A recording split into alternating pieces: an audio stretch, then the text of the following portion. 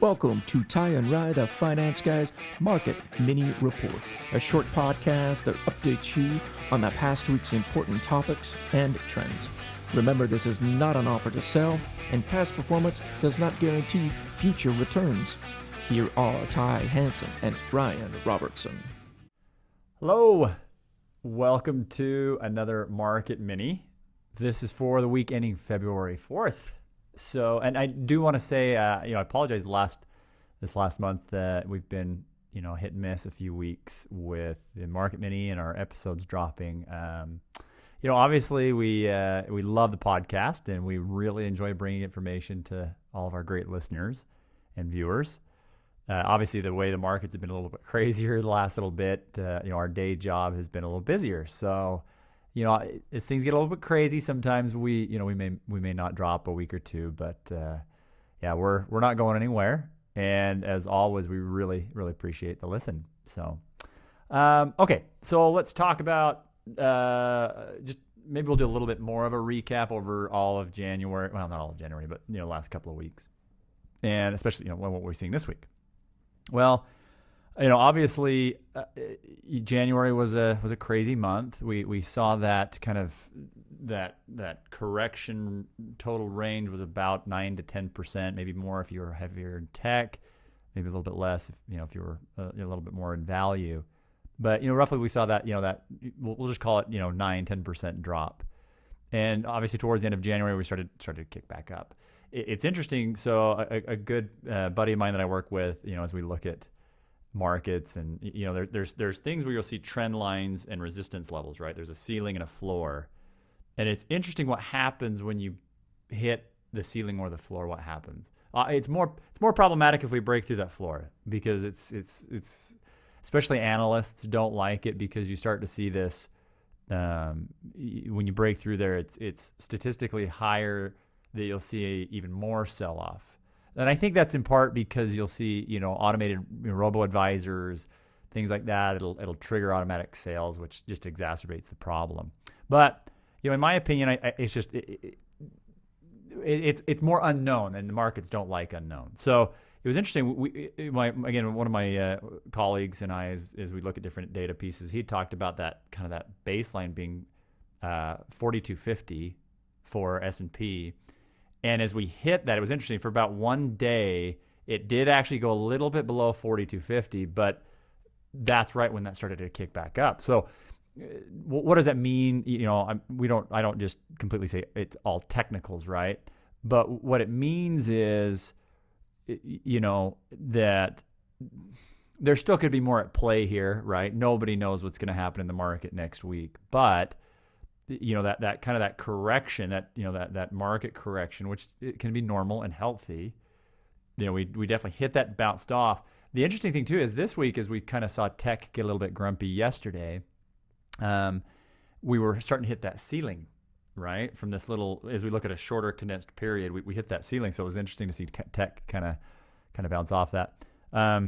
Anyways, I digress. But the idea is, okay, is the correction over? I'm not 100% sure, but what it does tell me is I feel a lot more confident and I'm a lot more comfortable that it is just, we'll see corrections like that from time to time, right? And there's nothing larger at stake. And I've been saying this for the last few months. And I'm not trying to say, hey, look at me, I'm right, I'm so smart. It's not what I'm saying. What I'm saying is I keep talking to clients and people on the podcast. I keep saying, listen, this isn't like the COVID sell-off where we had a lot of major issues going on and basically all parts of the market are saying, hey, head for the hills. It wasn't that. There were still economic pieces we were seeing that were strong. And, we were still seeing steam in different parts of the market. And really, to be frank, a big chunk of this sell-off is tech-based, right? Which makes sense. Don't get me wrong. Inflation's high. Rates are going up. All these things, we're seeing this happen, but we're still seeing economic output. In fact, so this week, Amazon, Google, amazing earning reports, right? And their projections are looking great.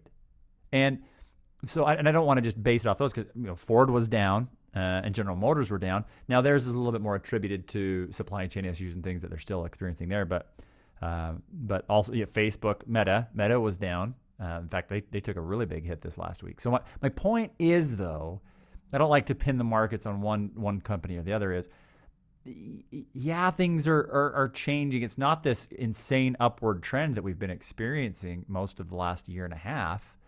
It's not that. We're not experiencing that anymore. There's more volatility, but it's not the entire floor is not falling out from underneath us, right? There still is strength in the market. In fact, today, the job creation report came out insanely strong for January. I mean, analysts were projecting about 150,000 jobs created, and it was more like 470,000.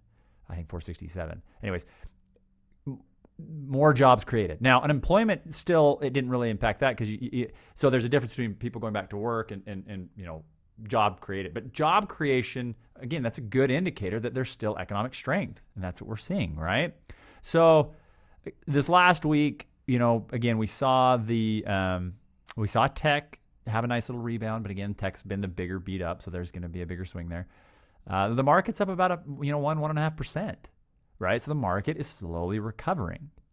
I do want to say though, the big winner this week, and the podcast is never a recommendation to buy or sell. It never is that. Never, never, never. It's educational. It's what are we seeing? And I keep kind of banging this drum that energy is kind of this silent leader in the quietly back here. Energy was up 5% this week. It's up over 23% on the year. And we're only, 5 weeks into the year.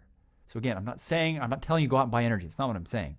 My point is there are parts of the market that are still generating returns, right? There's still parts of the market that we're happy with. So anyways, that's what we're seeing. Crypto was up this week, but obviously crypto's still feeling its fears or, still having some issues, but yeah, that's what we're seeing. Markets are recovering slowly but surely. Although the interesting thing, even though the market's had a good day today, the 10-year treasuries that it's one of the highest places we've seen it in a very, very long time. In fact, it ended up today. It ended up right around over 1.9%. That's the highest we've seen it in a long time. So rates are coming up. Usually that freaks the markets out a little bit more. But again, I think since we've already kind of seen that compression over the last this last month, I think people are a little bit more excited that they're still seeing earnings, positive earnings. So inflation's still there, still some fear there. Rates are rising.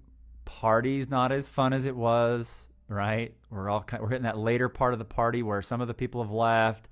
There's not any good chips and dip left. Everybody's eating all the food, but it's still a party. There's still growth to be had. So, anyways. Great week. Appreciate it as always, the listen. And we'll keep you posted as we see the markets progress. But long and short is there's still some steam in the engine right now. So let's not be too panicked here.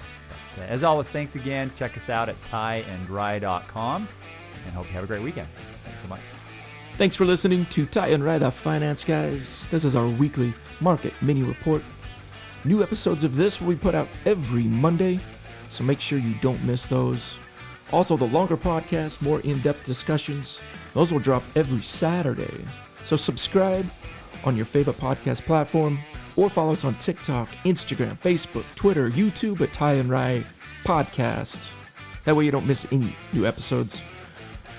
Thanks for listening, everybody. Hope you have a great week.